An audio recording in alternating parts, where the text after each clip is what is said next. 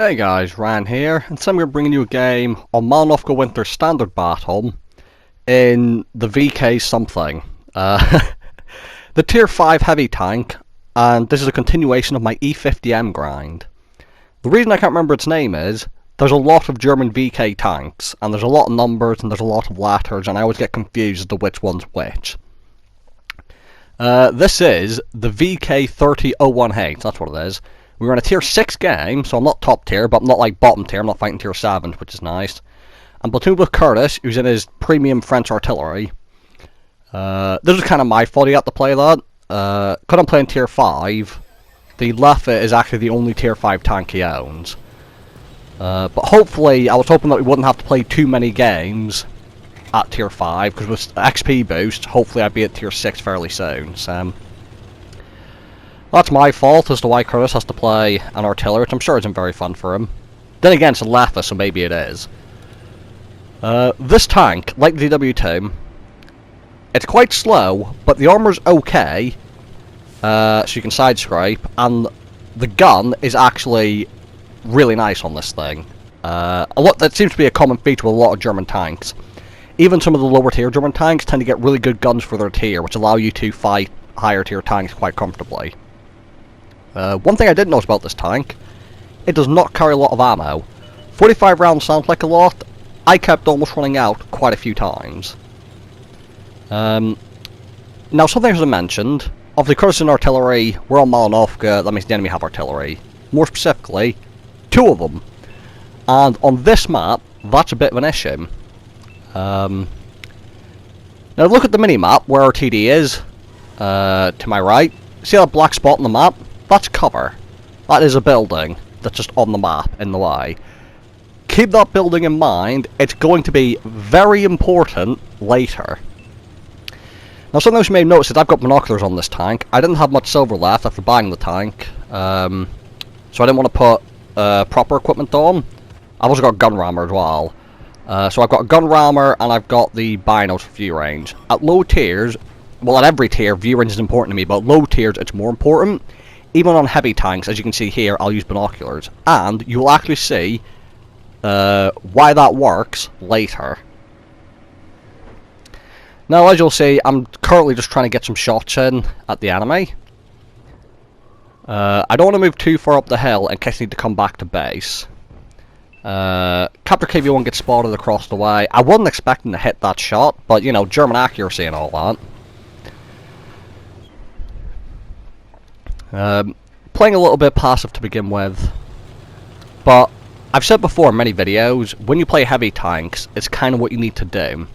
On these big maps, if you move too far away from the base and the enemies for some reason try to cap, which at low tiers it's quite possible they might do, I need to be close enough to my base that I can get back if need be.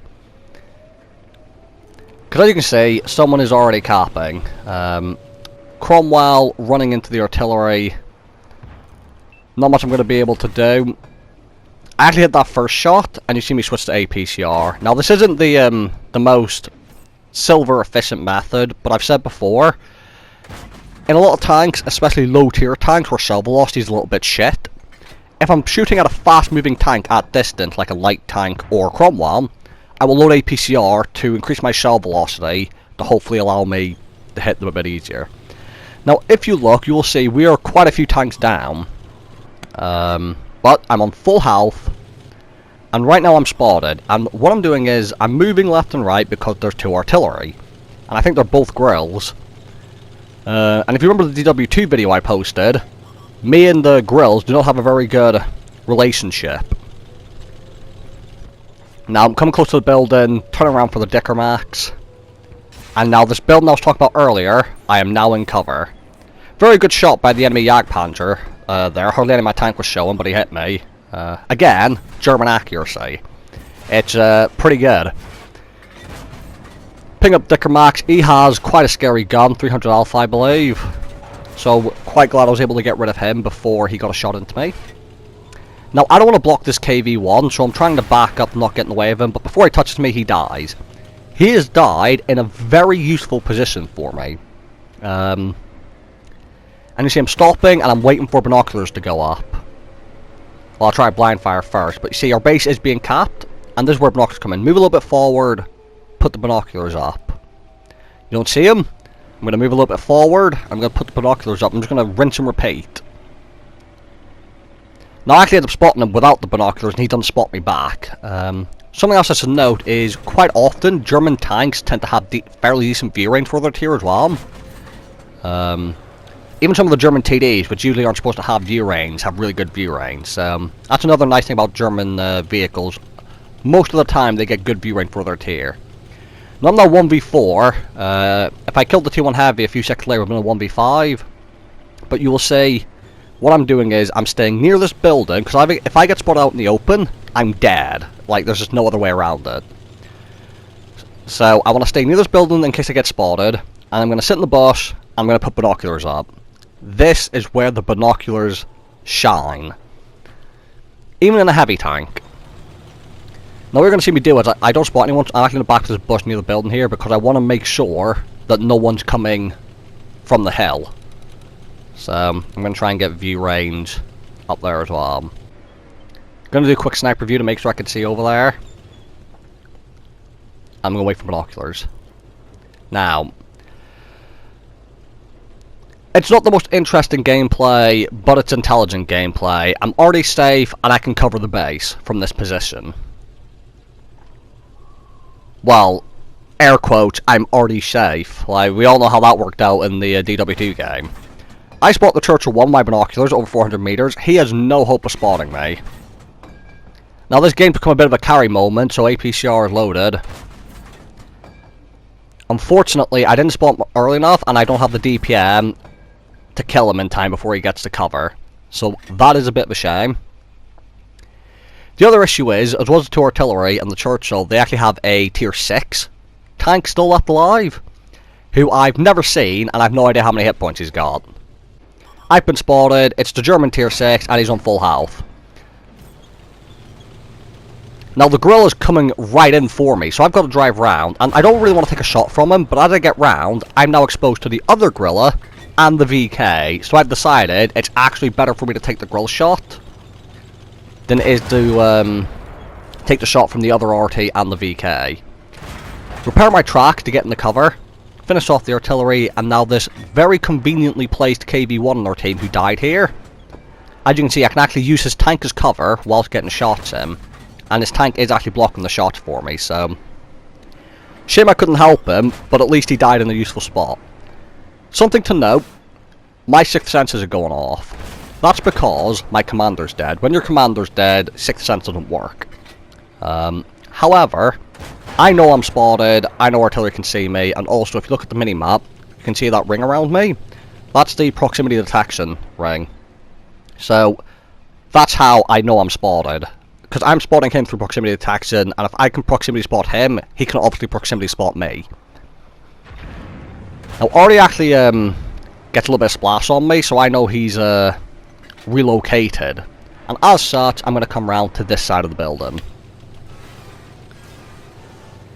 Now, you're going to see me try to reverse side scrape. However, when I go on sniper view, it's hard to tell how angled my tank is. And you see he does actually pan me.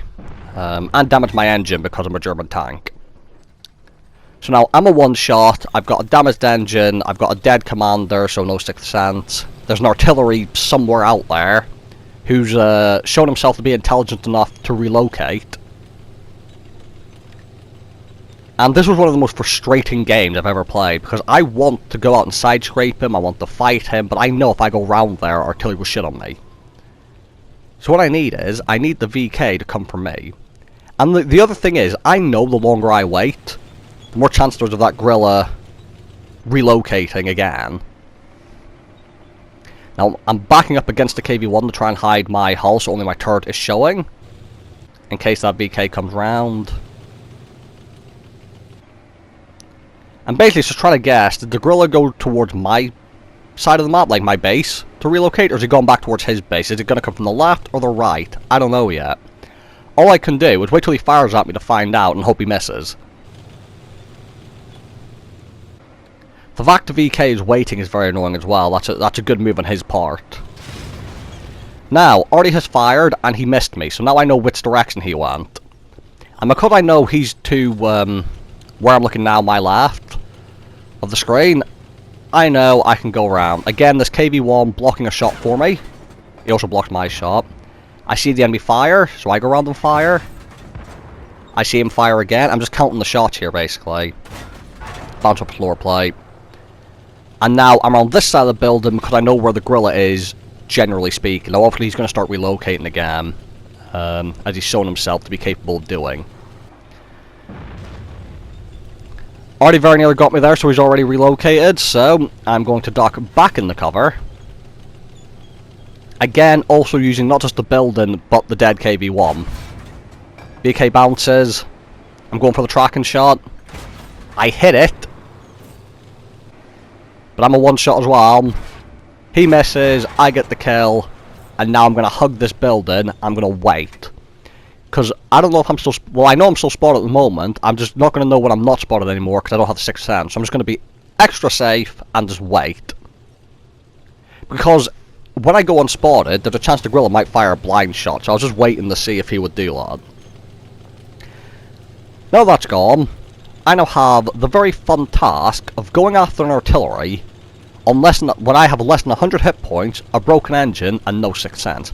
However, a while back, Wargaming introduced the feature of the targeted symbol in the bottom left. That still works, even if your commander's dead and you don't have sixth sense. Which is a little bit stupid, but in this case, it's going to serve me really well.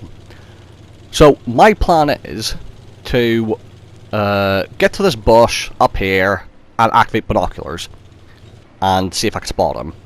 But, as I jump up, the targeted thing pops up, so now I'm going to start backing up and moving behind this hill as quick as possible. And I actually have the intention of dropping down.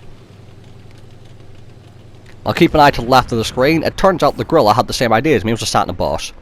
Now I need 2 shots to kill him, unless I ammo rack him. And I was ecstatic this game. So frustrating fighting against 2 artillery on Malinovka. I just couldn't move from that building, but I managed to win. Good result for a tier 5 tank as well. I usually try to get 1700 combined damage, 2000 combined damage in a tier 5. But 3200 damage for the high caliber, 6 kills for the top gun, a Pascucci's for 2 artillery kills, a defender medal for defending base.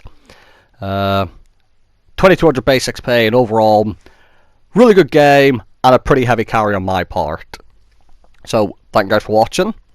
Hope you guys enjoyed the video, and I'll see you all in the next one.